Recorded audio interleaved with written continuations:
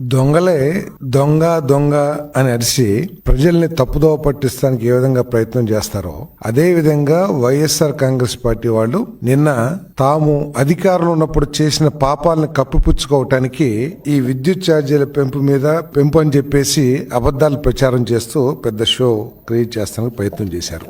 ఒకసారి విద్యుత్ వ్యవస్థ గురించి ఆలోచించినట్లయితే దీన్ని పూర్తిగా భ్రష్టు పట్టించింది వైఎస్ఆర్ కాంగ్రెస్ పార్టీ గత 5 సంవత్సరాలు అని చెప్పేసి నేను మనవి చేస్తాను.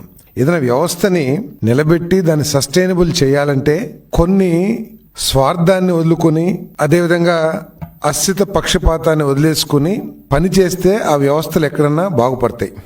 కానీ గత ప్రభుత్వం ప్రతి వ్యవస్థని కూడా చిన్నాభిన్నం చేసి కేవలం స్వార్థంతో అనుభవ రాహిత్యంతో తమ వాళ్ళకి దోచిపెట్టడానికే అన్నట్లు అధికారంలోకి వచ్చింది అన్నట్లు ప్రవర్తించడం మూలంగా విద్యుత్ వ్యవస్థ అంతా కూడా భ్రష్టు పట్టిపోయిందని చెప్పేసి ఈ సందర్భంగా నేను మనవి చేస్తా ఉన్నాను.